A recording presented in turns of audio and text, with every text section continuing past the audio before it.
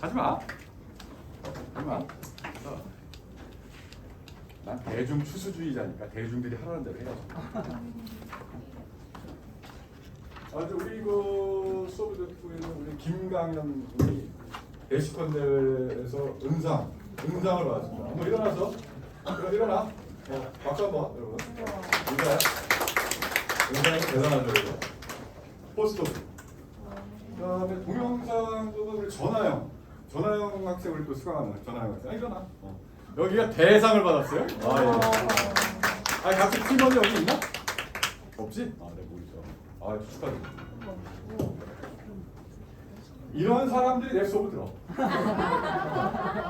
그냥 그거 하나만 얘기해. 이런 학생들은 포진돼 있어. 그러니까 이게 학점 따기가 어려운 거야. 우리가 과목이 어려워서 그런 게 아니야. 우수한 사람들이 많아서 그래. 축하해요. 대상. 동영상 봤나? 나 좀 봤어. 댓글도 달았으니까.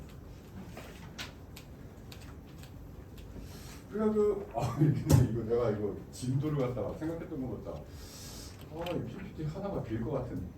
오늘 그래서 이제 참조하시라고 예전에 가르쳤었는데 이제 잠시 보험 요율 산정하는 걸 굉장히 기초적인 차원에서 PPT 하나 올려드렸어요. 이제 옵션이라고 썼으니까 관심 있으신 분들은 보시고. 지금 보니까 올린 것 중에 가장 마지막 PPT도 못할 것 같아요. 14일 수업 안 하면. 그러니까 시험 문제는 그러니까 A 파트에서 저번에 말씀드렸다시피 이제 역선택과 도덕적 개의를 도덕적 개의 그룹 중에 하나 되는 거고. 그 다음에 요 B 파트는 그러니까 결국 이제 판매 채널과 요 언더라이팅 요 뒤에 수리적 모형이 있거든요. 그러니까 언더라이팅하고 그 다음에 요거 다음에 있는 거 도덕적 해이를 통제하기 위한 어떠한 장치들을 그러니까 요거 다음 PPT가 또 게임이론으로 푸는 거거든. 게임이론 미시경제학 2를 다 들었다는 전제 조건 하에 게임이론 특별히 안 들어도 굉장히 심플한 어떤 내시 이퀄리브리움에 관한 거니까 그거는 근데 여러 가지 보시면 그런 시험 문제를 냈었어요. 게임이론 푸는 거를 같이 해보면 그렇게 어렵지 않은 건 알 수가 있고. 그래서 이제 언더라이팅을 그때 얘기하고 있었고 이것이 소위 말하는 이제 리스크 인수에 대한 것이다. 인수에 대한 것이다. 그다음에 이제 언더라이팅의 목적은 우리가 저번에 말씀을 드렸듯이 보험 사기를 사전에 어떻게든지 좀 걸러내는 그러한 위험들을 걸러내는 그러한 역할을 일단 한다. 첫 번째. 그다음에 이제 수익성. 그러니까 수익성은 뭘까? 결국은 양질 리스크를 가급적 많이 인수하고 그다음에 불량 리스크를 좀 걸러내는 그럼으로써 수익을 증진시키는 그런 것이 이제 언더라이팅의 역할 중에 하나가 됩니다. 보험사업의 수익은 크게 세 가지 원칙에서 발생하는데 이게 마찬가지로 여러분들 이제 금융권에 가시니까 예를 들면 이제 그렇다면 은행의 수익은 이제 뭘까? 그냥 근본적인 수익은 무엇이며 부수적인 수익은 또 무엇일까? 보험사업의 근본적인 수익은 무엇이며 또한 부수적인 수익은 무엇일까? 근데 대표적인 것은 요거 보험 수익, 그지? 뭐야 이거 결국 이거는 결국은 보험업의 본질. 그러니까 보험료 총체적으로 보험회사가 보험료를 받은 거에서 보험금 지급 뺀 거 그걸로 사실은 이제 러프하게 계산할 수 있는 거지. 이 은행으로 치면 뭐야? 은행으로 치면은 예대 마진, 그지? 은행으로 치면 예대 마진. 그러니까 은행은 결국은 대출이자의 럼썸 총액에서 그지? 그다음에 예금이자 럼썸 총액을 빼면은 그것이 바로 소위 말하는 예대 마진. 그것이 은행으로서는 가장 근본적인 수익. 말이 나온 게 말씀드리자면 요즘에 이제 은행업이 보험업도 그렇고 근본 수익들에서 크게 지금 약진이 이루어지지 않기 때문에 결국 우리나라 은행들도 비판받는 게 이 수수료 수익이 너무 많다 이거예요. 수수료 수익이. 그것도 그러니까 결국은 이런 거에 관련된 거지 수수료 수익. 그러니까 이해가 안 되는 게 아씨 ATM 머신을 쓰는데 무슨 뭐 영업시간 뭐 따지고 뭐 그러면서 계속 내 은행인데도 돈을 뜯어먹냐 이거지 은행이. 나는 그 납득이 안 된다 이거야. 이거를 처음에 그 영국에 유학을 가지고 내가 영국에서 살다 보니까 영국은 시간 24시간 내내 내가 다른 은행 가가지고 내 예금을 뭐 그러니까 하나은행 ATM 머신을 집어넣어서 대구은행에 내 돈 끄집어서 수수료 빵원이야. 빵원. 그러니까 이게 큰 문제인 거야. 그러니까 비본질적인 영역에서 이런 식으로 자꾸 수익을 창출하려는 이게 굉장히 문제라는 거지. 자, 그리고 이것은 보험료, 총체적인 보험료에서 총체적인 보험료를 뺀 그런 개념으로. 그다음에 투자 수익. 요즘엔 이것도 이제 굉장히 중요하죠, 사실은. 이건 중요하다고 봐. 이거는 이제 그러니까 사업비에서 어떻게든지 좀 절약해가지고 수익을 내려는 그런 사업비는 이제 비용 측면에서. 요거는 이제 여러분이 아시다시피 유가증권에 대한 투자라든가, 그다음에 이제 뭐 부동산에 대한 투자라든가 이런 것들이 이제 금융회사가 수행을 하잖아요, 그죠? 그러니까 여러분이 만약에 금융회사 이제 은행 같은데 들어가가지고 뭐 일반광들, 땅개들 저기 지점에 이렇게 저기 창고에 앉아 있는 땅개들 하다가 이제 본점으로 가기도 하고, 그럴 때 이제 이런 업무를 하게 되면 상당히 흥미롭고 재미있게 되는 거죠.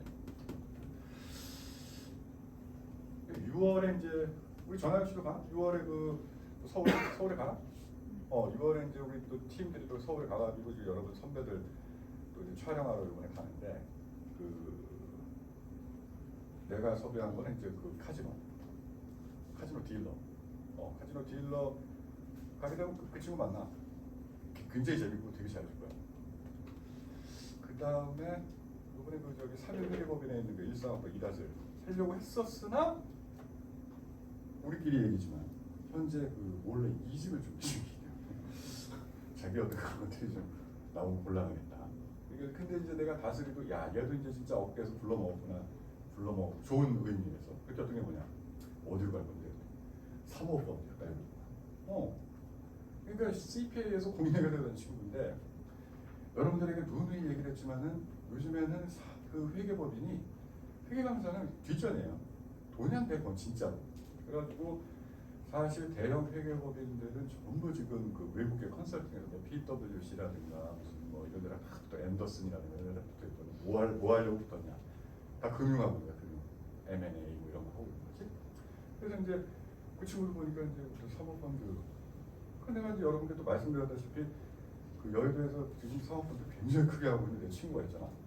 걔도 3일의 법인 그 CPA 출신이거든. 내가 소개시켜줄까? 이런 생각을 하고 있어. 이 채용을 하는지 모르겠어 내 친구가. 뭐 전화해서 뭐 한번 꽂아줄까?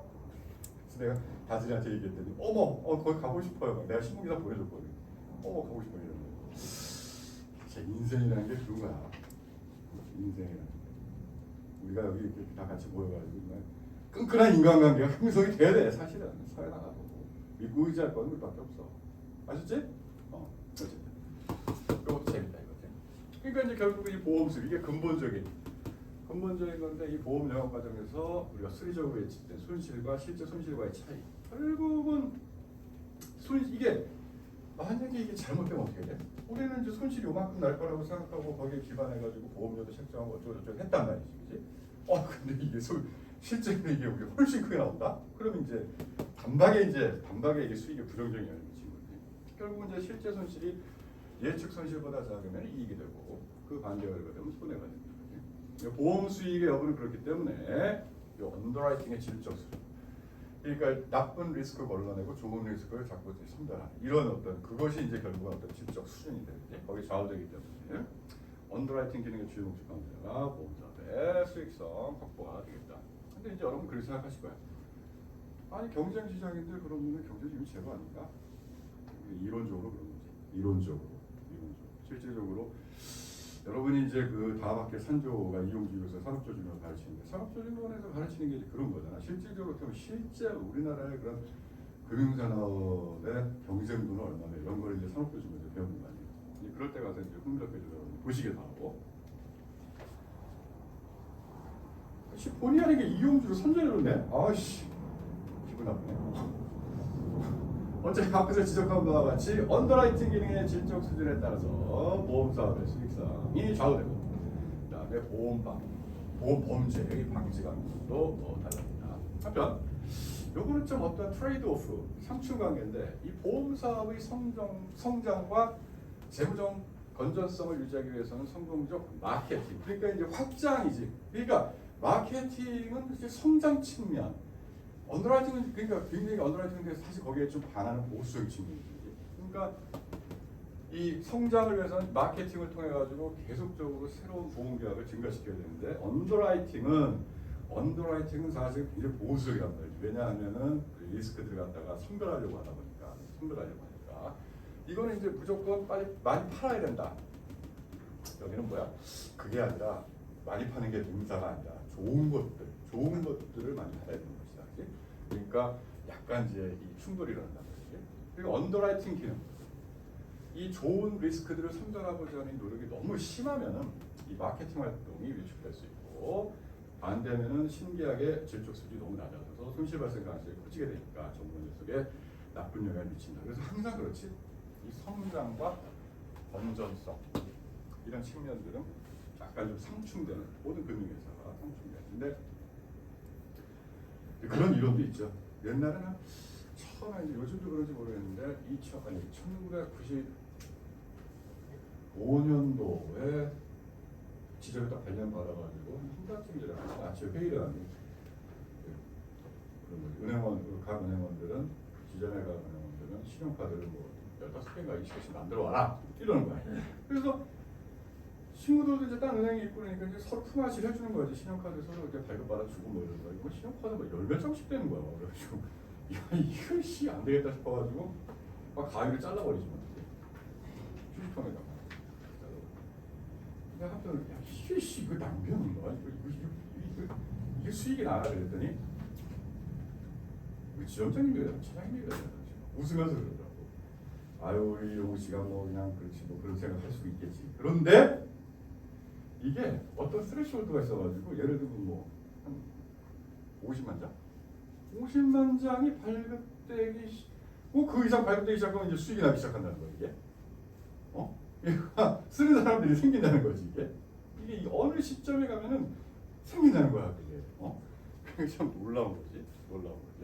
어쨌든지 간에 그런 생각도 해보게 되는데 그런 거는 그래도 뭐 상충 관계가 있다.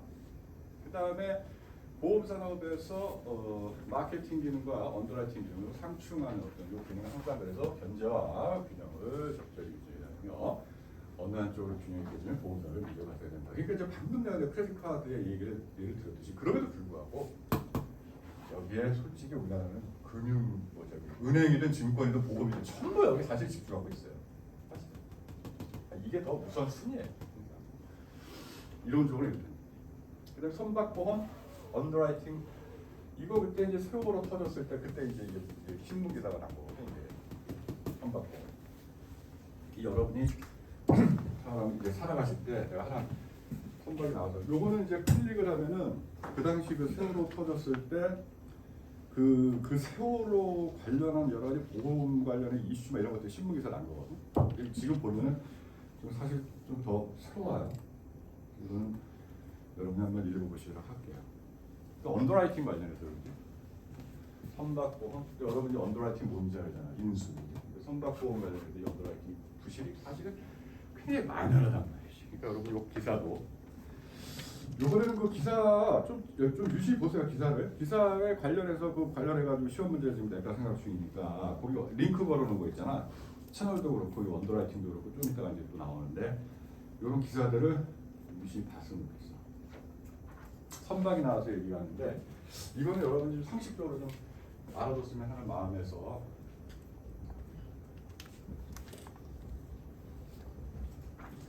지금 이제 여러분들이 뉴스를 이제 보시면 아시겠지만은 현재 이제 정권이 바뀌면서 어제는 내가 그저께 조영국 교수가 사무실에 전화를 4시에 했는데 내가 안 받았거든. 카톡으로 계속 술 먹자고 그러거든. 안 받았거든. 야씨 다시 핸드폰으로 하고. 그냥 내일 산에 가야 돼. 좀만 먹고 가면 되지 않고 들리더라. 도저히 혹해가지고 씨. 조금만 먹어. 11시까지. 아유.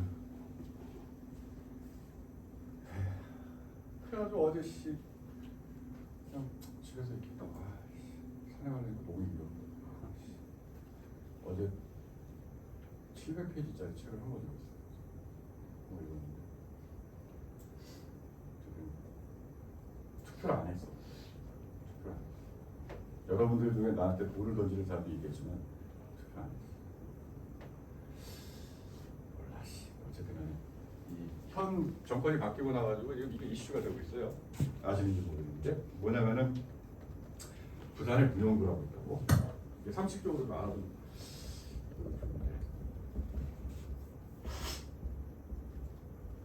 부산에 문영구가 있는데 부산 문영구로 지금 모든 걸 다 내려보내려고 하는 거예요. 지금 서울에 있는 공적 금융기관들을 다 이리로 몰려오는 거예요.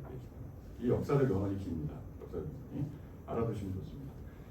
여기다가 지금 산업은행을 내려보내려고 그러고 수출입은행을 내려보내려고 그러고 지금 그래가지고 이제 거기 지금 시위하고 난리 났지.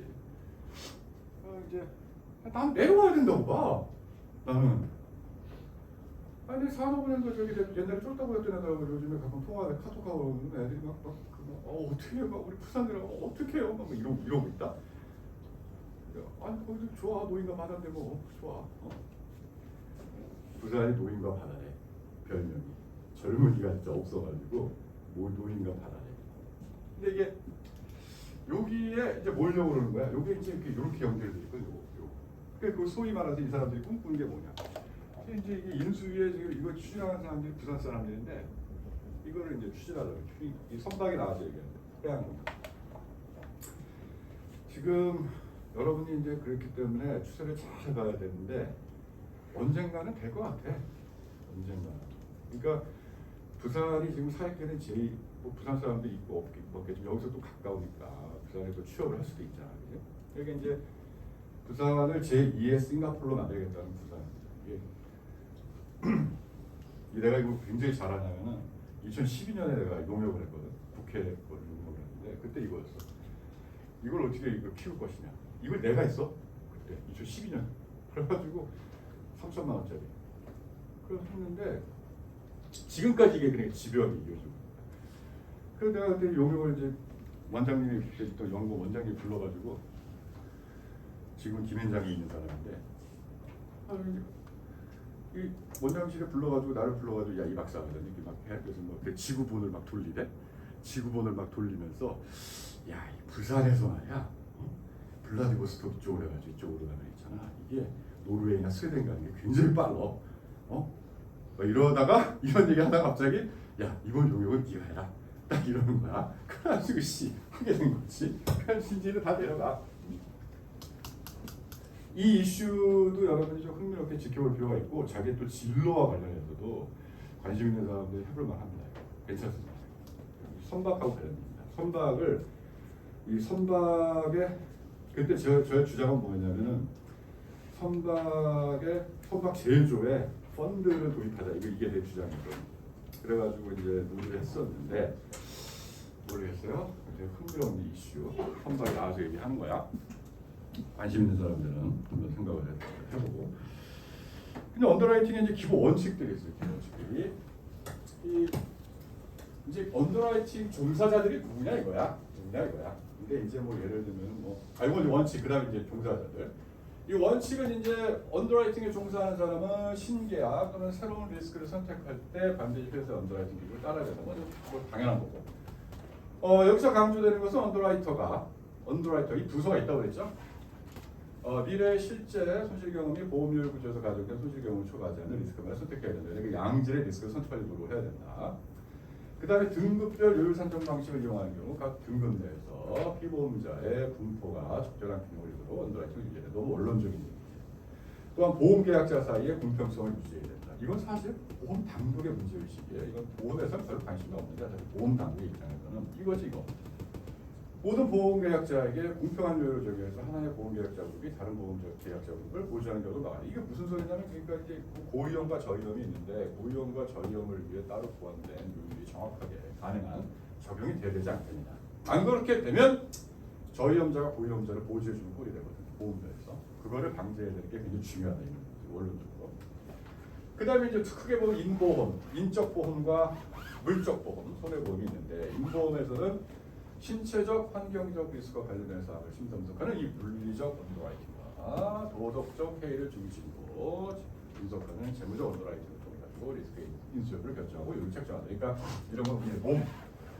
그리고 내가 보니까 예전에 내가 인수 거부당했던 그 종신보험 때도 그런 것도 조사하는데 그 굉장히 그 좀 위험한 스포츠 즐기는 게 있느냐 뭐 이런 것도 물어본단 말이지. 그런 것도. 그 다음에 이 손해보험 분야에서는 이건 주로 생명보험이지. 손해보험 분야에서는 피보험 목적물이 건물이라든가 무슨 뭐 공장 뭐 여러 가지 기계라든가 여러 가지 기기지. 주로 물리적 재산이라는 점을 반영해가지고 피보험 목적물의 물리적 해저, 물리적 위험성에 대한 노출 환경을 위주로 분석함과 동시에 피보험 목적물에 이용된 직무 피보험 목적물의 소유자 및 사용자의 도덕적 해이 정도를 심사한다. 원칙적인 점들.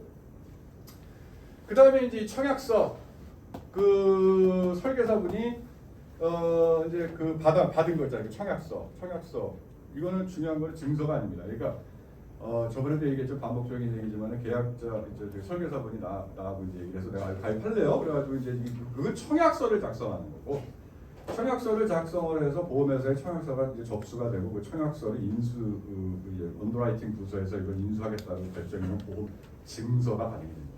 보험 증서가. 그러니까 보험 증서가 진짜 중요한 거죠. 이게 우편으로 오지. 그다음에 그래서 보험계약 청약서는 바로 그거 얘기야. 설계사분하고 언더라이팅 정보를 얻기가 가장 기초적인 원칙입니다. 예를 들어서 생명보험의 경우 청약서에는 피보험자 연령, 성별, 직업, 개인과 가족의 건강사항, 위험한 치매, 기타 보험자가 필요한 기본 정보들이 제시되어 있다. 그럼에도 불구하고 우리나라는 굉장히 부족한 시입니다.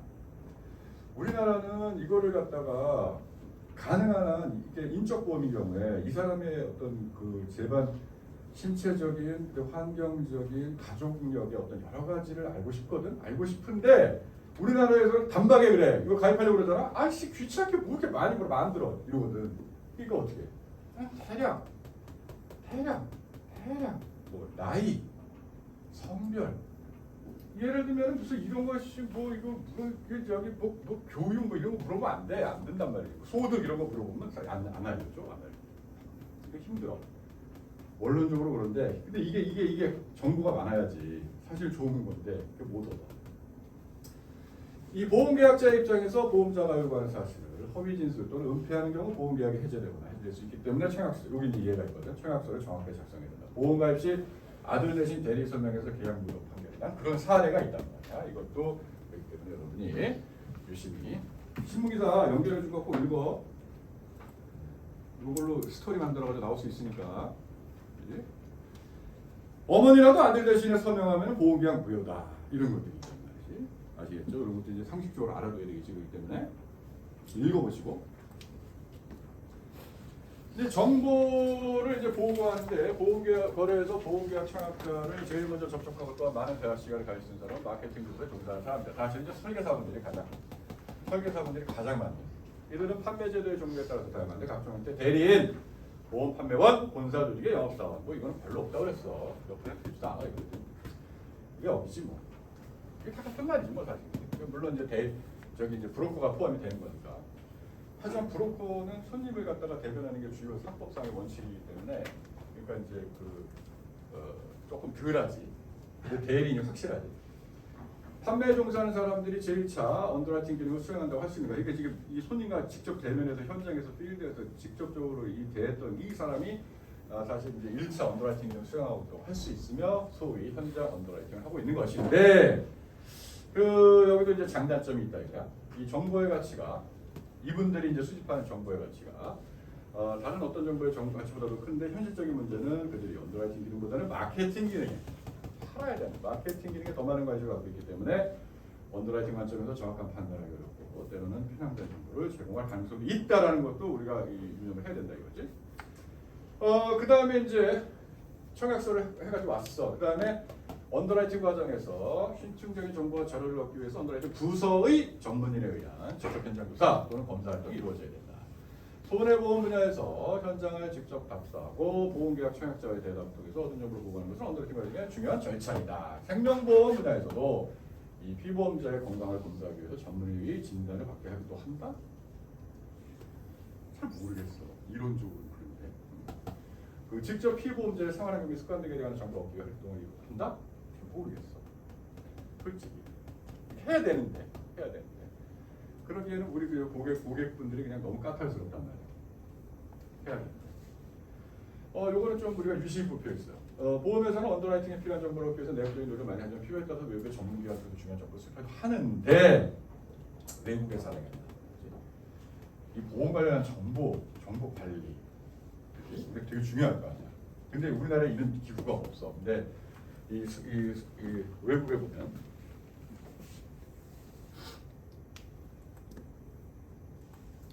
이것도 꼭 읽어요.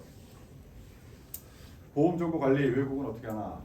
대부분 보험 사기 방지의 정보 활용. 보시면 이제 글씨가 작지만은 이런 이제 미국 뭐 이런 기구, 뭐 그다음에 영국, 독일 뭐 이런 기구들 정부 기구가 있는 거야.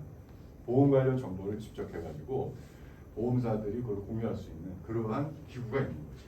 우리나라는 원래 보험개발원이라는 데가 있는데 보험개발원에서는 그 정도까지 정보는 아닌데 어쨌든 그것도 손해보험에 국한해가지고 지금 그 사이트를 한번 들어가보세요. 있긴 있는데 많이 미약하기 때문에 이런 기구들 어떤 우리나라 지금 특히 그 보험 사기 극성을 부리고 있는데 그런 것들이 결국은 소비자들의 신뢰를 갉아먹는 거고 그거를 갖다가 방지하기 위해서 궁극적으로 제가 개인적으로 판단할 때는 우리도 이런 정부 기구가 하나 보험 뭐 금융 감독원 내에 드는 어떤 뭐 보험 업계의 그런 거든 좀 있어야 되겠다. 한번 읽어보시고 보니까 외국의 현황이 어떤지 보험 관련해서 소비자들에 대한 정보 관리 이런 것들을 어떻게 하고 있는지 한번 읽어볼 필요가 있습니다. 그다음에 이제 이 언더라이팅에 있어서 주요 도구들 리스크를 선별할 때 있어서 주로 쓰는 도구들은 뭐가 있느냐? 첫 번째는 우리가 역선택에서 배운 거 계약의 구조가 무슨 소리냐면은 메뉴를 설정하는 거죠. 이거는 현실에서 많이 쓰이죠. 그러니까 메뉴, 인슈런스 컨트랙트 메뉴가 있지. 메뉴가 뭐야?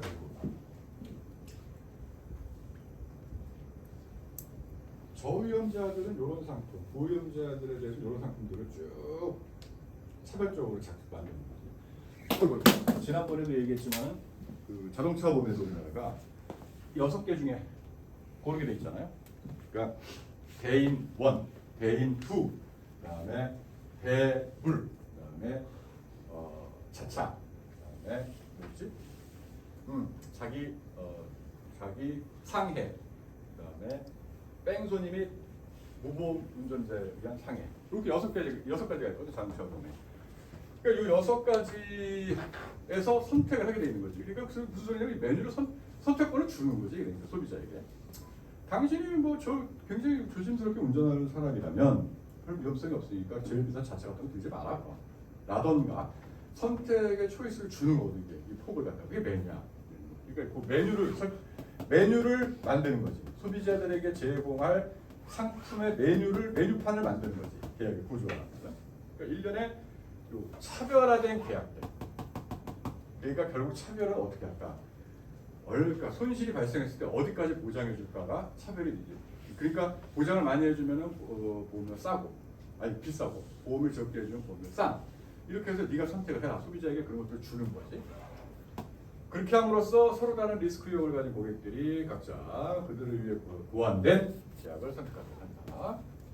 이 역선택에서 이미 나타나는 거란 말이지. 역선택에서 다뤘듯이 고위험 계약자는 더 많은 담보, 그러니까 더 많은 커버리지.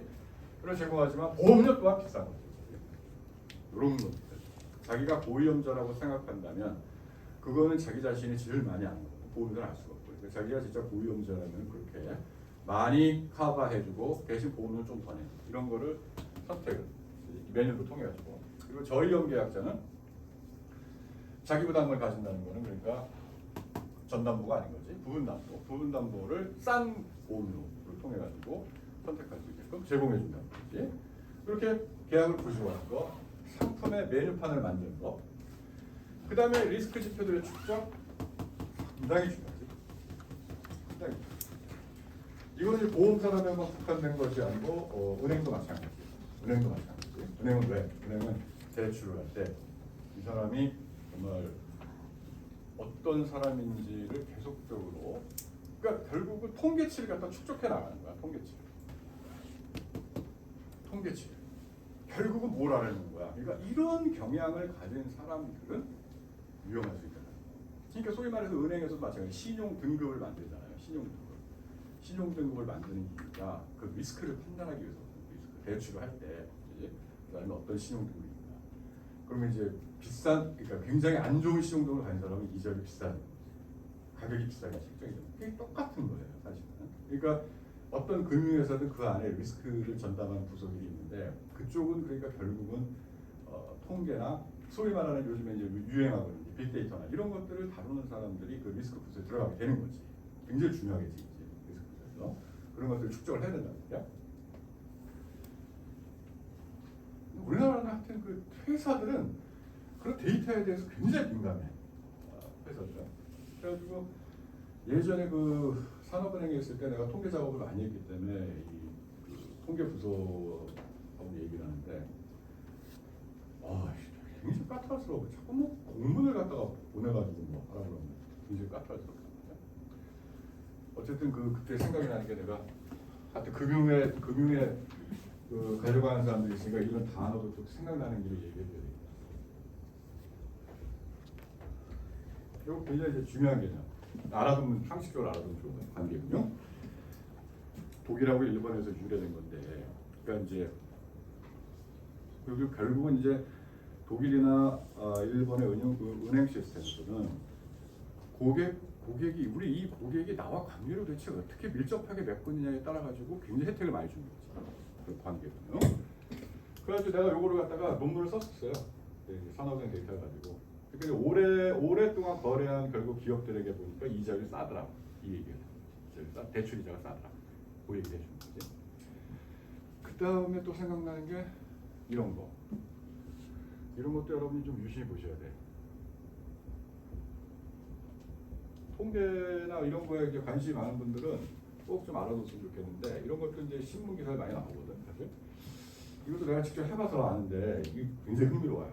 이게 굉장히 흥미롭습니다. 이거 뭘 분석하냐면은 정상적인 거시경제 환경이 이렇게 흐르고 있는데 갑자기 금리가 뻥 튄다든가 이런 식의 어떤 돌출적인 기대치 않았던 그 거시경제 환경에 이제 변화가 생기면 그 회사의 재무적 건전성에 어떤 영향을 미치느냐. 그러니까 스트레스를 줬을 때 얼마나 얘가 건들 수 있냐, 이 회사가. 이거 하는 거거든. 그래서 내가 이걸 한번 해봤어, 산업은행 거 갖고. 그냥 뭐 할 일도 없고 심심하게 그냥 했어 그냥. 근데 와, 소장님이 보더니 야, 이거는 우리 행장한테 가야 될 것 같은데. 그래가지고 이 행장한테까지 올라갔잖아. 그리고 어떻게 됐을까? 리스크 매니지먼트 부서들이 완전히 깨졌지. 의도치 않고. 미안했어. 리스크 매니지먼트에서 막 전화가 오는 거야. 아니 저기 우리 이 박사 때문에 우리 완전 깨졌다고 막. 우리가 해야 되는데 네가 하냐고. 그래가지고 그 본의 아닌 피해를 준 그런 또 사건도 있었지. 그때 전화한 사람은 지금 경남은행가 있대. 저런 것들도 일단은 단어는 좀 잘 알아두세요. 굉장히 중요한 단어. 금융권에서. 관심 좀 그런 근데 이게 우리나라는 문제가 뭐냐면 회사 차원의 데이터는 절대 이게 공개가 되지 않기 때문에 그 회사의 소속원이 되지 않는 이상 저런 작업을 할 수가 없어요. 데이터를 주질 않기 때문에. 그런 기법 같은 거 궁금한 사람은 나중에 진짜 이 통계 같은 거 잘 좋아하는 사람은 나한테 한번 와. 내가 알려줄게 어떻게 하는 거지. 저거는 근데 스트레스 테스트 같은 경우에는 코딩을 할 줄 알아야 돼. 코딩을 좀 할 줄 알고 코딩에 관심 있는 사람도 한번 찾아와라. 관심 있으면. 진짜 오지 마. 오랜다고 또 진짜 오지 마. 리스크 지표들의 축적. 굉장히 중요해. 이건 결국은 이제 어떠한 지표들을 봐야지 이게 양질의 리스크인지 아닌지를 판단하는 기준이 되기 때문에 굉장히 중요하다. 근데 이걸 오랜 시간에 거쳐가지고 그 회사가 영업을 통해 가지고 지표 자체도 계속적으로 업데이트를 하거나 계속적으로 이제 체크를 해야 되고 거기에 따르는 굉장한 이 통계치들이 바탕이 되어야 됩니다. 기업 보험의 경우에 보험 구매자의 행동 요인 리스크에 대한 많은 정보를 함축하고 있다. 예를 들어서 화학산업에서 독성 물질의 사용은 특정 생산 과정에서는 당연히 피할 수가 없고 이는 이제 책임보험과 산재보험의 경우 중요한 포인트가 아니다. 이제 요거 이제 다 이게 타인에게 자기의 고용인들에게 영향을 미치는 것들이죠. 생산 과정에 대한 세부 지식과 가치가 있다. 예를 들어서 건물, 부속 물건의 경우 화재 리스크는 건축회사는 자재에 많은 의존을 한다. 그 다음에 요거 굉장히 중요해. 경험률. 여러분 자동차 운전하시는 분들 중에 보험 가입하시는 분들은 굉장히 잘 알 거예요. 뭐야 이게? 우리가 지금 올해 자동차 보험을 딱 예를 들어서 자동차 보험 1년짜리 계약인데 올해 내가 클레임을 했어. 이것도 되게 중요한 건데 보험 사고가 났을 때 보험사에 청구를 하느냐 청구 안 하느냐 이 기준점은 어디냐 굉장히 중요해요. 보험회사 입장에서는. 그러니까 사람들은 생각보다 굉장히 합리적인 선택을 한다고. 딱 봤을 때 남이랑 접촉사고가 났어. 근데 이게 알잖아 우리는. 이게 만약에 내가 보험회사에 청구를 하게 되면 내년에 보험이 올라가거든. 내년에 보험이 올라가. 그러니까 어떻게 돼? 그 보험이 올라갈 효과? 지금 그냥 얘한테 내가 현금 주고 끝내는 거를 비교해가지고 싼 걸 갖는 거야. 그게 저번에 말씀 한번 드렸는데 내가 한 몇 년 전에 듣기로는 그 자동차 정비하러 갔을 때 들어보니까 45만 원, 50만 원? 이 정도면 그냥 서로 그냥 현금 주고받고 끝내는 게 제일 깨끗하다는 거야. 근데 그 이상 넘어가면 그러니까 청구하는 게 낫죠. 그렇다고 몇 년 전에 들었어 내가. 거기 그런 거예요. 그러니까 얘의 과거의 행적이 기록된 거를 반영을 해가지고 요율을 책정하는 거죠. 책정하는 거지. 계약을 체결할 때 보험회사는 손실 확률에 대한 부정확한 추정치를 가지고 있다. 그러므로 과거 손실 경험에 비추어서 보험료를 조정할 권리를 보유할 것이다. 경험률의 가장 일반적인 형태는 요 할인 할증제도 운전하시는 분들 굉장히 잘 알 거예요. 할인 할증제. 매년 체크가 가능하죠. 보험료가. 이번에 고객님은 할인 할증제는 몇 퍼센트에 이렇게 얘기하잖아. 내가 60 정도 내려갔네. 우리 은상 수상자는 몇 퍼센트야? 100이야? 1년 넘어. 100이네 아직. 아니지. 100이네. 난 지금 60까지 떨어져 있더라고. 그 이상은 안 떨어졌다. 그래서 보험료 산식이 있거든요. 보험료 산식은 아무도 몰라. 근데 보험회사만 자기 회사 거 자기 회사만 아는 거야. 근데 이제 나는 옛날에 그 현대해상 자동차 보험이 표본 크기가 600만짜리가 있거든 내가. 내 하드에 지금도. 근데 그거를 통해서 보험료 산출 실험 추정을 하고 했었어 내가. 했었는데 이게 굉장히 커요. 이게 차지하는 비중이 굉장히 큽니다. 보험 계약에서 리스크 분류를 잘못 판단해 최적으로 하는 제일 보호하는 것은 신뢰도 이론. 승원 씨 맞아? 신뢰도 이론이라고 불러? 저 진짜 큰일 나죠. 계리서 준비한다면서. 자, 그 다음에 또 뭐가 있을까? 시장을 갖다가 프래그멘테이션을 갖다 설정하는 시장 선별한다. 다국적 보험회사는 특히 이제 외국 여러 국가에서 이제 영업을 하는 거는 다국적 보험회사는 특정 국가에서 비즈니스를 하지 않기로 결정할 수도 있다. 높은 보험료로 상쇄시킬 수 있으므로 높은 기존 소식과 분별이 될 수가 없다. 하지만 보험료 규제는 그러한 시장을 매력적이지 않게 만들 수 있다.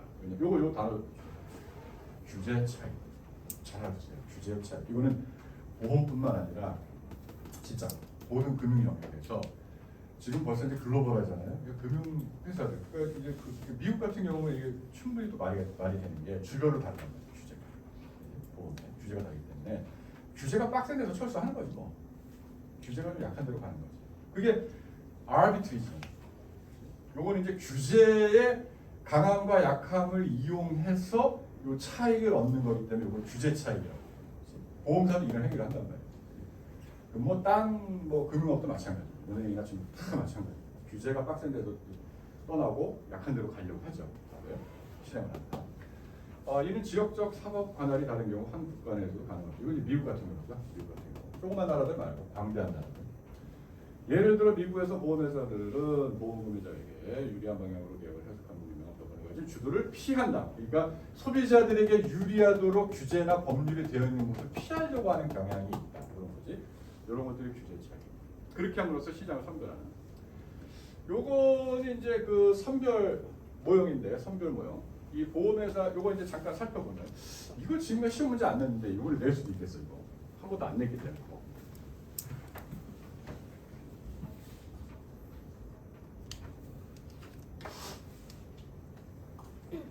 우리 시험 볼 때 뭐 A4 용지 한 장 가져야 된다 얘기했나?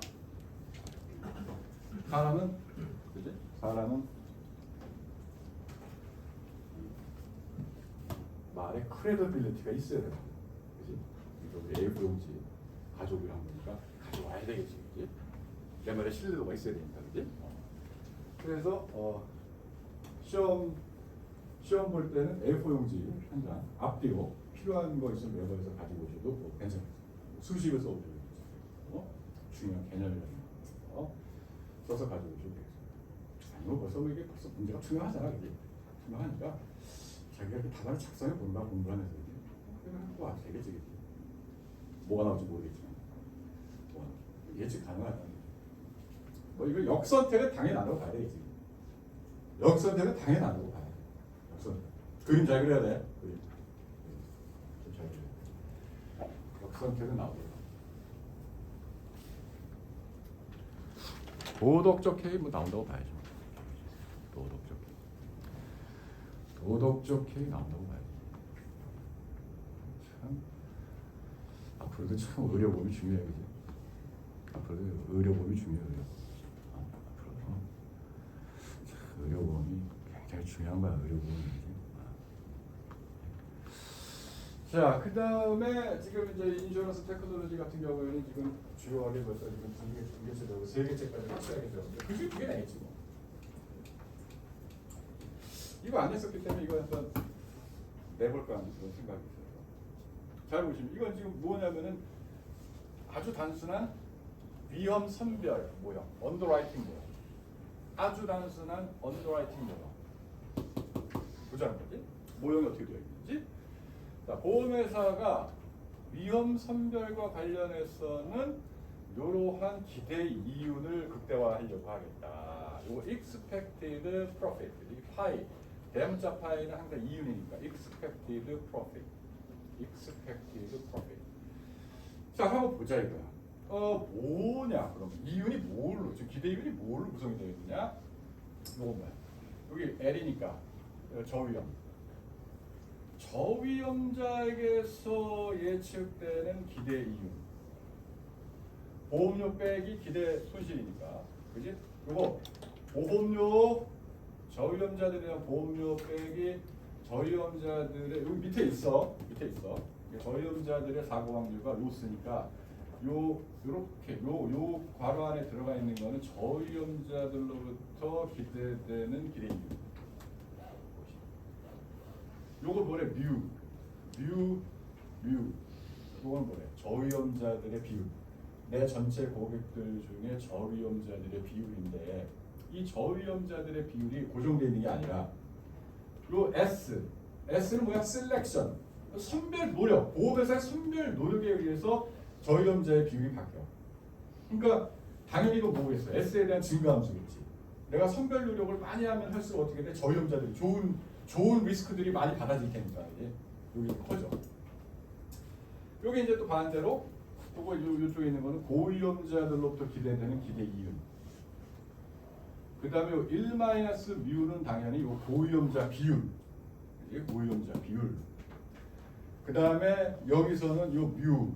저위험자의 비율을 내 S에 의해서 결정하기 때문에 S의 비용이 들어가. 선별을 하려면 노력을 해야 돼. 비용이 들어가. 보험회사 입장에서. 이 골라야 되거든. 이게 갈라내야 되거든. 그러니까 이게 비용이 들어가. 이런 아주 간단한 거. 아주 간단한 거요. 그래서 다시 한번 정리하자면 E 파이 이것이 목적 함수 기대 L 오늘 외생적인 손실 지급액 L PL, PH 바가 돼 있는데 바가 이건 없는 중요한 건 아니고 PL, PH가 좋아요. 그래서 저위험자와 고위험자가 지불한 보험 P S 위험 선별 노력 다시 한번 요거 중요해. S가 0이거나 양의 값을 취하는 뭐야 그러니까 저번에 얘기했던 쿤터커 조건이 행동이 된다. 쿤터커 조건 배운 쿤터커 조건. 그 다음에 뮤S는 보험회사의 노력에 의해서 결정되는 내 회사의 전체 고객 중에 저위험자의 비율. 이것이 이제 아까 말을 했던 거지. S가 높아지면 높아질수록 뮤가 커진다. 특징 선별 노력을 비용을 들여서 하면 할수록 보험회사가 저위험자의 비율은 커지는 거지. 그래서 이것이 U를 S에서 미분하면 0보다 커지고. 그 다음에 뭐야? 요 뮤 S는 당연히 확률이니까 0과 2 사이에 있다. 0과 2 사이에 있다. 뭐 영어 표시 안 되지만 0과 2 사이에 있다. 중요한 거는 말이죠. 일단은 이 S가 굉장히 지금 요건 이제 그 파이 H와 파이 L은 고위험자와 저위험자 순수 확률인데 여기서 이제 중요한 건 뭐냐면 이것도 지난번에 그 도덕적 개입 모형처럼 비용이 있잖아 비용. 그때 이제 보험 가입자가 노력할 때 비용이 뭐였어? 그냥 2잖아. 이것도 마찬가지 그냥 S. 굉장히 제일 심플한 어떤 그 비용 함수가 일단 이제 준 거야. 그치? 그렇게 해서 모형이 설정이 되는데 요거를 만약에 시험 문제를 낸다면 뭔가 구체적인 함수 형태를 이런 데다 주겠지. 구체적인 함수 형태를 이런데 S를 더 복잡하게 만들 수도 있고 S 비용 함수 그런 식의 어떤 응용이 가능할 수도 있겠다. 자, 이것의 어떤 일개 조건을 본다 이거야. 일개 조건. 그러면 이제 여기서 보험회사가 해야 되는 건 뭐야? 여기 S가 써 있다시피 보험회사가 이 S 선별 노력을 갖다가 어떻게 함으로써 이 기대 이유를 커지게 만들어. 그렇기 때문에 이걸 일단 S에 대해서 비교를 해야 되겠지. 이걸 S에 대해서 비교를 해야 되겠지. 그러니까 써보면은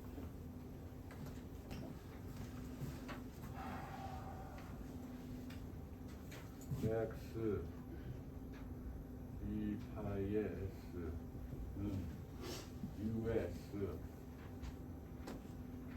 P의 L 파이 L 이렇게 돼 있고 1 마이너스 뮤의 S 그다음에 P의 H 마이너스 파이 H의 L 마이너스 S니까 요거를 갖다가 이제 S에 대해서 미분을 해보면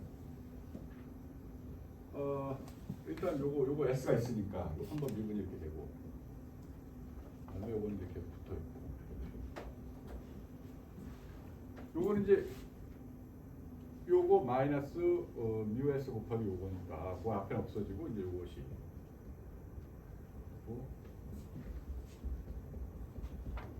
또 이제 뒤에 S를 빼먹으면 안 되고 이렇게 되는 거지. 일개 조건이 이렇게 됩니다. 쓸 필요 없어요. 뒤에 있으니까. 이제 뮤 S, 뮤 다시 S, 뮤 다시 S, 뮤 다시 S. 이렇게 됩니다. 일단은 몇 가지 가능한 경우를 살펴보기 이전에 여기는 일단은 뭐야? 내가 S를 내가 투입을 함으로써 보유험자의 비율은 감소하고 저위험자의 비율은 증가한다는 사실의 기인은 어떤 내가 추가적으로 S를 늘릴 때의 한계 기대 수익, 한계 기대 수익, 한계 기대 수익, 이제 한계 기대 수익, 한계 비용, 추가적으로 S를 투입하는 요 한계 비용, 일이지 뭐. 그러니까 마이너스까지 1까지. 한계 기대 수익 빼기 한계 기대 비용 빼면 0이다.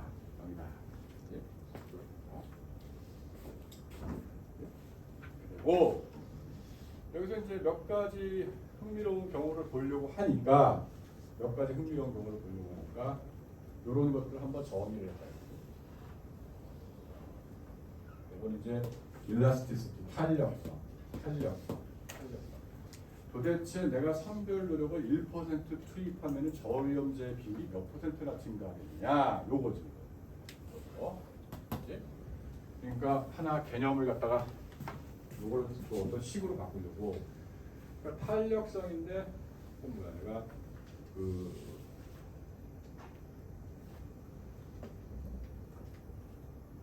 이렇게 되는 거지. 탄력성 뭘 측정해?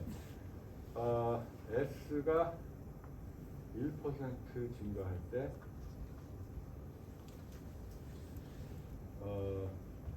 때 요 저위험자 비율의 퍼센티지 증가를 측정하는 그런 탄력성. 그치? 탄력성. 그런 탄력성을 우리가 정의할 수가 있겠다. 정의할 수가 있겠다. 그래서 탄력성을 정의를 해가지고 이렇게 정의한 다음에 이 양쪽에다가 그러니까 양쪽에다가 뮤분의 s 요거를 곱해주는 거야. 양쪽에다가 0이니까 뭐 0이고. 그러니까 저렇게 하면은 뮤 다시 x에다가 뮤에다가 그다음에 여기에다가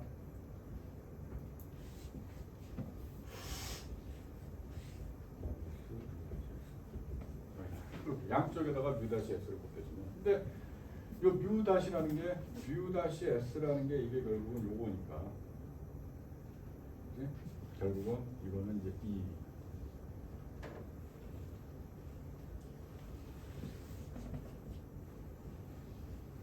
이렇게 이제 우리가 쓸 수가 있겠다. 그치? 쓸 수가 있겠다. 그래서 요거를 가지고 한번 몇 가지를 한번 논의를 해보자. 그러니까 이제 이걸 갖다 또 묶으면 어떻게 돼? 묶으면은 2에 대해서 묶으면은 이렇게 된다 이거지.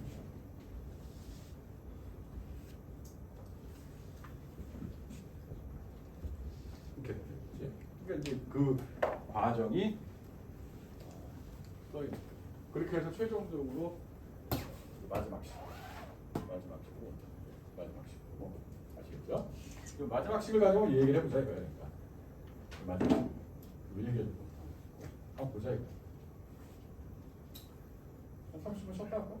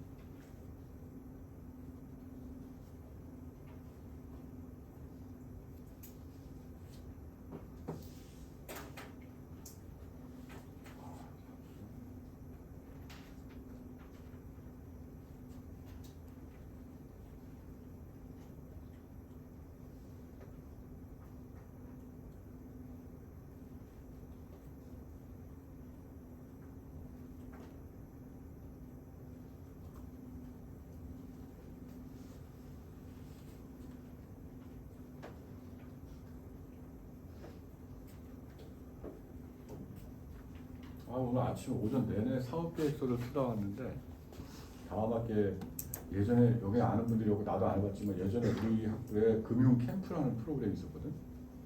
그러니까 1박이나 2박으로 어디 가가지고 그러니까 이제 대회도 하고 퀴즈 대회도 하고 여러 가지 하는 겁니다. 금융 캠프. 그걸 내가 부활시키려고 다음 학기에. 야, 예산이 턱없이 들어. 아니 무슨 관광버스 45인승 한 대가 학교에서 영덕에 우리 학교 수련원까지 가는 그 편도 비용을 갖다가 90만 원이래. 말이 되나? 아니다. 편도로 우리를 갖다가 그날 태워다주고 다음날 우리를 데리고 다시 학교를 갖다 줘. 여기까지 90만 원이니까. 아니 나도 많이 가봤지만 여기서 영덕까지 가는데 2시간 떡치고 돌아오는데 2시간 4시간이라고 그걸 갖다가 개솔린이나 이런 것까지 다 한다고 쳐도 90만 원을 받는 거야. 학교랑 전속 계약을 갖고 있는 관광버스는 100만 원 이상이 달라요. 횡포 아니야? 어이가 없대. 학교에서 예산을 갖다 이 사업에 300만 원을 투입해 주겠다는데 관광버스비도 다 날아가면서 이거 어떻게 될지 모르겠네. 그래도 참가비를 받을 건데 참가비는 얼마나 받는 사람입니까? 1박이야 1박. 영덕 수련회. 야 환성아, 우리 얼마나 받으면 사람들이 인센티브 구조를 네가 한번 설계 좀 해봐. 이거 배웠잖아. 참여 조건과 유인양 조건을 이용해가지고 인당 한 1박 하는데, 그러니까 예를 들자면은 관광버스를 모셔다 드리고 숙소 제공해 드리고 술과 고기 무제한으로 드리고 한 얼마 정도 받으면 될 것 같아?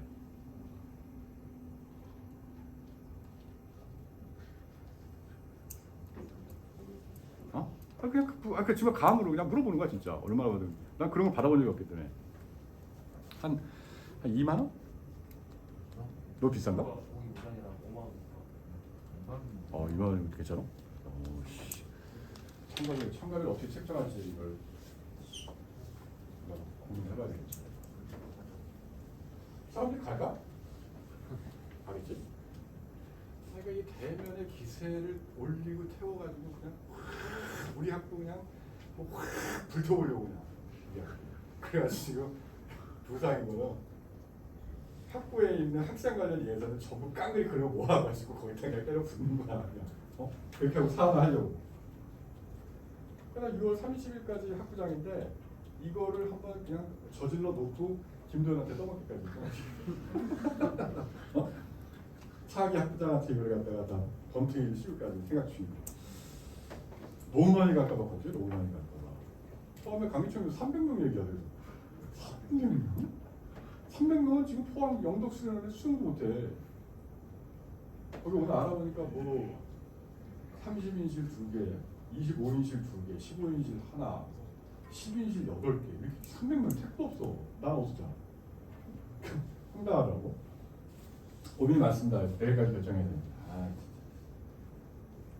자, 이렇게 해서 여기 이게 이제 여러분 바로 전 PPT에 있는 거에 마지막 줄에 있는 거, 요 수식을 잘 보세요. 요 수식을 갖고 이제 얘기를 하려고 그러는데 수식을 갖고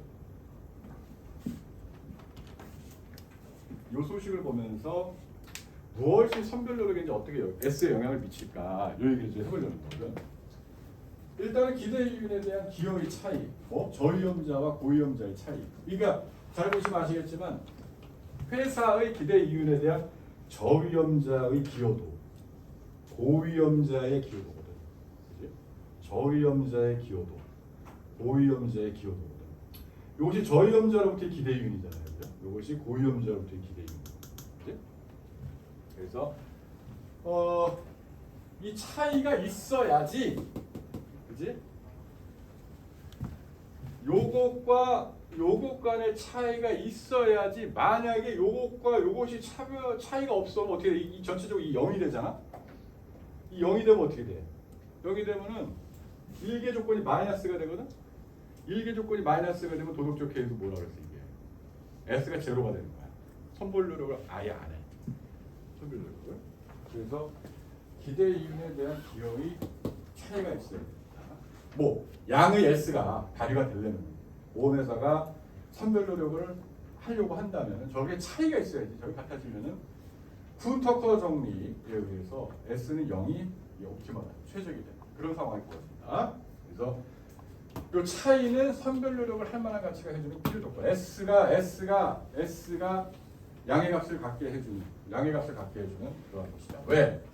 만약에 저 두 개가 값이 같아진다면은 저 앞에 있는 큰 괄호 안의 것이 다 0이 돼버리고 그렇게 되면은 일개 조건이 마이너스가 되기 때문에 결국은 쿤터커 정리에 의해서 S는 제로가 되는 최적 S는 제로가 되는 그러한 상황이 벌어진다는 거야. 그것이 일단 전제 조건이에요. 첫째로 우리가 볼 수 있는 저 식에서 볼 수 있는 그러니까 회사가 어떤 양의 값에 선별 노력을 기울이고자 한다면은 저위험자와 고위험자로부터 기대되는 그 기대 이윤의 차이가 있어야 돼요. 그 다음에 여기가 문제는 이제 요게 양의 값을 가질 수도 있고 음의 값을 가질 수도 있다는 거야. 그러니까 양의 값을 가지면은 여전히 고위험자로부터도 보험회사가 양의 기대 이윤을 기대할 수가 있는 거고. 만약에 음일 가능성도 충분히 존재하잖아. 손실을 보는 거지. 이것이 음이라면 고위험자로부터 손실을 보는 상황이 이제 발생한다는 것이지. 음이라면. 그래서 첫 번째로 저 pH-πHL이 만약에 양의 값이라고 치자. pH-πHL이 양이라고 하자. 그러니까 고위험자들도 기대 이윤에 기여를 지금 하고 있다고 보자. 이 상황에서 보험사는 위험 선별의 수행을 꺼려할 것인데 하지만 이것이 양의 값을 만약에 요것이 이거보다는 어느 정도 뭐 얼마 그러니까 요것이 차이가 벌어지는 한, 요것이 좀 더 큰 한, 어쨌든지 간에 양의 S는 유형을 한다. 그래서 저위험자로부터의 기대율이 고위험자로부터 기대율 초과한다. 어쨌든 저 앞에 큰 괄호는 양의 값을 가지게 되고 S는 그렇기 때문에 양의 값을 가지게 됩니다. 음의 값이다. 만약에 손실을 보고 있어. 고위험자로부터는. 그럼 어떻게 돼? 요거 플러스 요거 마이너스 하니까 전체적으로 플러스. 그러니까 고위험자로부터 일단 그 손실이 발생하면 무조건 S는 양의 값으로 발휘가 된다 이거지. 선별하려고 그러는 거지. 그지? 무조건. 그러니까 고위험자로부터 양의 기대율이 생기면은 선별력이 어느 정도 있고, 만약에 저것이 음의 값이야. 그러니까 고위험자로부터 무조건 손실 보고 있어? 그럼 무조건 S를 발휘한단 말이야. 어떻게든지 갈라내야 된단 말이야. 그지? 그런 얘기를 하고 있다. 직관적으로. 네? 그 다음에 보험료 규제 영향. 보험료 규제를 하게 되면은 그 내용이 뭐냐면은 고위험자로 받는 보험료를 저위험자가 받는 보험료 수준으로 떨어뜨리는 거거든. 그러니까 이거는 이제 벌써 문제가 있지. 그치? 이 고위험자를 갖다가 저위험자가 보조하는 그 꼴이 되버리는 거지. 이거를 갖게 하면 어떻게 된다? 만약에 이것이 양의 값을 갖는 한 이거 전체적으로 작아지기 때문에, 그지? 이거 전체적으로 커지게 돼. 그런 상황이 벌어진다. 그 얘기를 지금 하고 있다. 그래서 마진에서의 차이가 커지게 된다. 그지? 그 얘기를 하고 있지. 그 다음에 전체가 입장에서 저위험자의 비율. 요거는 뭘로 와? 요게 커져. 요게 커져. 커지면 어떻게 돼? 이것도 커져야 된다. 아시겠죠? 그 얘기를 하고 있다.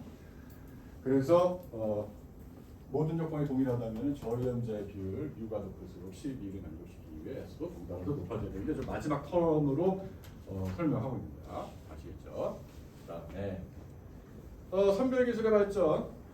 이거는 사실은 정말로 여러분이 정말 유심히, 그러니까 이거 뭐 시험에 나와서 그런 게 아니라 굉장히 좀 이거 유심히 받을 필요가 있어요. 선별기술.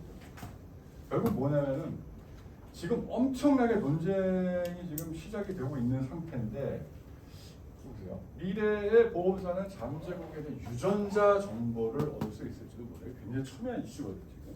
그러니까 보험사가 고객의 정보를 어디까지 알아야 되느냐인데, 보험사는 허락만 하면 얼마든지 이것까지도 나는 얻고 싶다 이거지. 그지? 이걸 얻게 된다는 의미가 뭘까? 굉장히 정확한 거지. 비용을 들여서 내가 만약에 위험 선별을 갖다가 하고 싶은데 이거 굉장히 정확하다는 거지. 사람의 유전자를 정보로 만약 획득할 수 있다는 게 질병 가능성이나 이런 것들이 전부 이게 판독이 될 거 아니에요.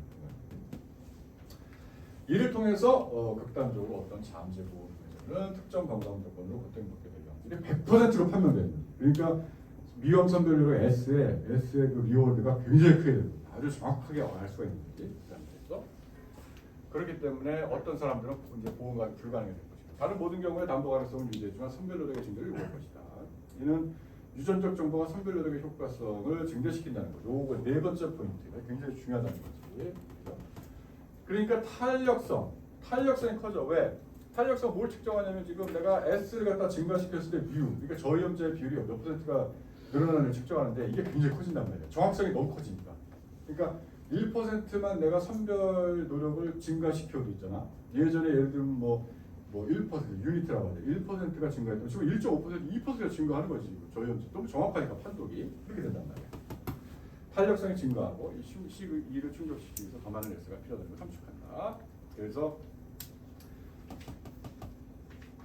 만약에 이런 것들이 선별 기술의 발전을 여기서 유전자 정보를 획득할 수 있는 가능성으로 지금 예를 들었는데 이런 것들이 이루어진다면 S를 늘릴 거라는 거죠. 왜냐면 정확하니까 리워드가 굉장히 커지니까 직관적으로 그렇게 얘기할 수 있겠다. 그래서 지금까지 얘기했던 거를 여기서 보험사의 경영진이 기대율을 추가하나 규제 당국이 고위험 유형의 보험료를 줄이거나 pH 혹은 유전적 정보의 이용, 방금 얘기한 거 이용하게 되는 경우 리스크 선별력의 증대가 있게 한다. 그러니까 여러분이 만약에 이것이 시험 문제가 나온다면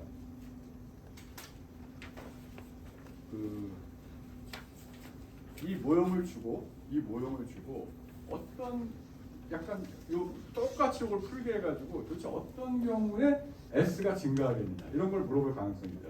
어떤 경우에 보험회사는 S를 증가시킬 가능성이 있겠느냐 이런 거에 초점을 맞춰서 이 모형을 이해하셔야 돼요. 그러니까 어떠한 상황에서 이 모형이 주어져 있을 때 이 모형의 각 컴포넌트들을 방금 주어진 것처럼 설명을 하면서 어떤 경우에 S가 커지겠느냐 요거를 갖다 여러분이 잘 납득해서 정리를 하시면 되겠다.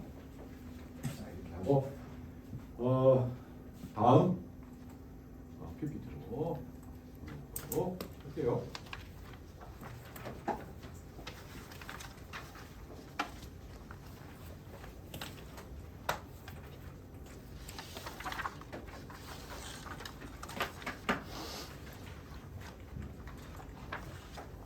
다음 거는 이제 아까 말씀드렸던 그 모니터링에 대한 얘기입니다. 보험회사의 모니터링이 이제 어떻게 돼야 되느냐. 어이씨, 회신들이 벌써 와 있어 이거. 어이씨, 최종 좀. 어이씨, 어이씨. 아, 네.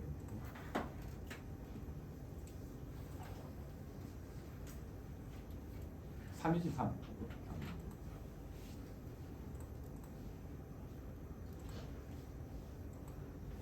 요거는 도덕적 해이를 통제하기 위해서 어떻게 보험회사가 모니터링을 할 것이냐 이 문제야. 이게 내가 여기서 이것과 관련해서 또 한 번 여러분께 진짜 강조하는 것은 이 경제금융을 공부한 사람과 이 공부하지 않은 사람은 살아가는데 여러 가지 측면에서 다른 사람과 이 차이가 있어야 되는데 그 중에 굉장히 그 중요한 것들이 이 비용 편익 관점이란 말이에요.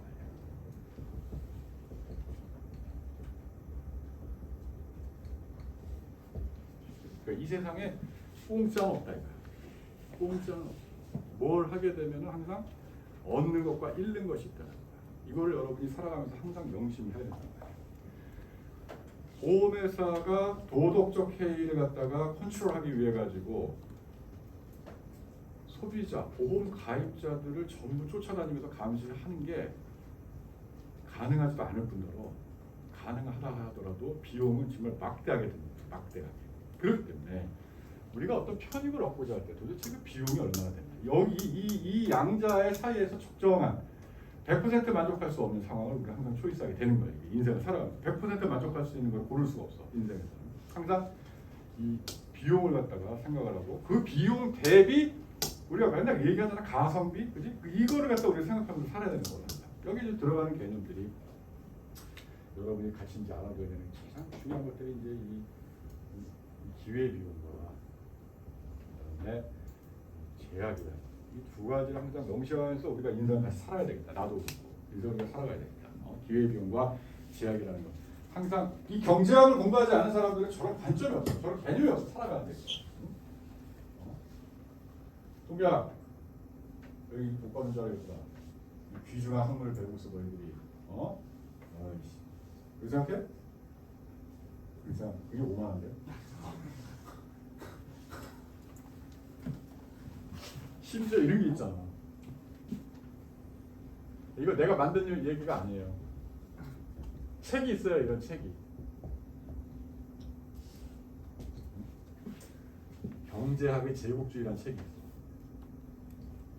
제국주의는 안 좋은 거잖아, 그지?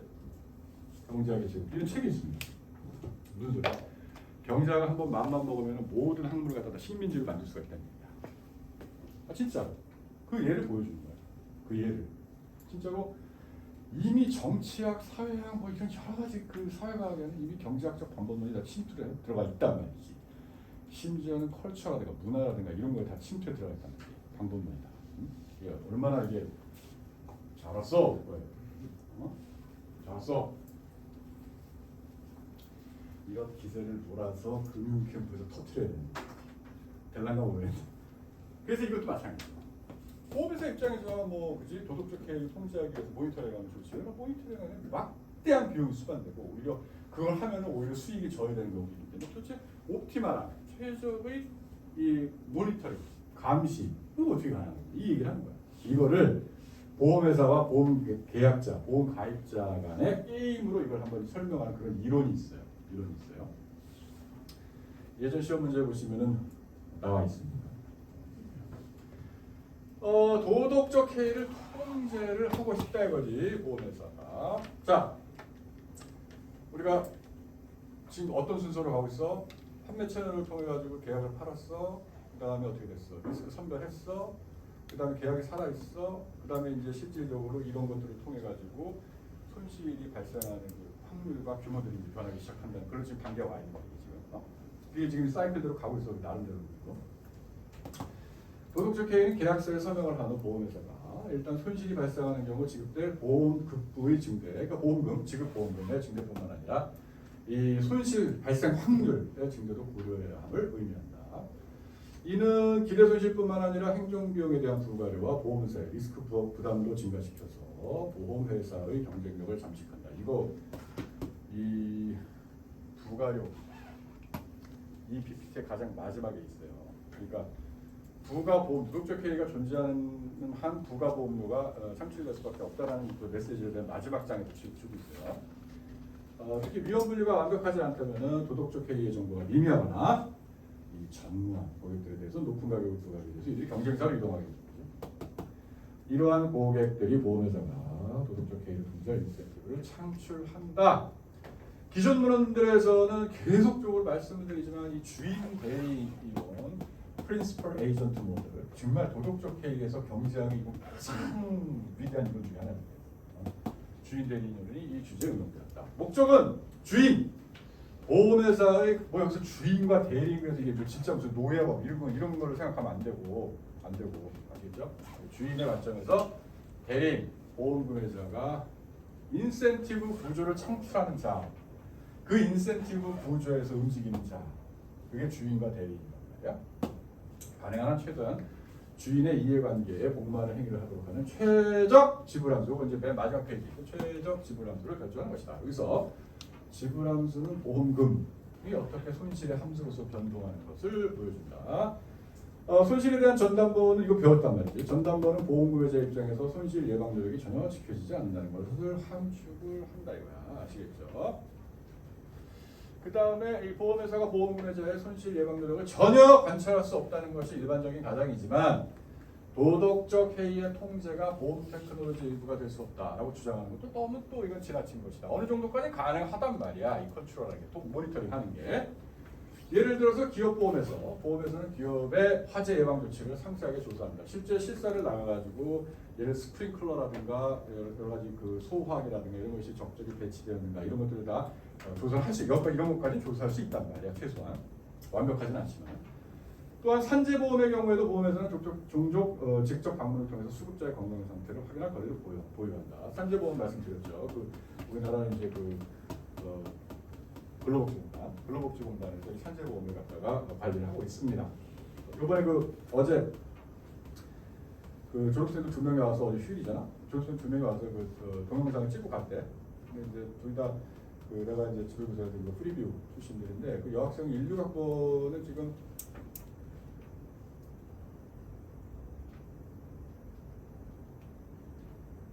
누가 누구지 헷갈리네.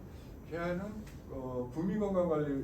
국민건강보험공단에 다니고 남학생도 프리뷰인데 또 같이 왔는데 그 친구가 국민연금이라고 했나? 어쨌든 바이스 벌써 어쨌든 둘이 바뀌었나? 뭐 하여튼 그 둘 중에 하여튼 그래 다 이게. 그래서 왔대. 그러니까 조만간 이제 올라오니까 그것도 보시고 좀 그쪽 준비하시는 분들은 좀 보시면 좋을 것 같아요. 근데 나는 그날 그저께 술 먹고 있는데 이 서영이가 갑자기 카톡 있다 오고 나는 이미 제 지은 지 오래지. 근데 카톡 있다 왔어요. 교수님 저 서영이 혹시 기억하세요? 당연히 기억하지. 더 웃긴 건 뭔지 알아? 지금 올해 3월부터 우리 사무실에서 일하고 이유진 씨 프리뷰 출신이거든. 근데 기껏 면접에 와가지고 교수님 혹시 저 기억해요? 장난하나? 프리뷰인데 내가 왜 몰라? 다 알지. 그러더니 어제 서영이는 내 방문 앞에다가 이렇게 홍삼 녹았대. 들으라고 하는 얘기야. 홍삼 녹았대. 졸업하고는 진짜 김영하고도 안 걸려. 하여튼 고. 근로 맞아. 서영이가 근로복지공단에 이제 다니고 다른 친구가 맞아 건강보험공단에 있다는 얘기. 그래서 하여튼 그거를 관리하는 거지. 다음 시간 할까? 또?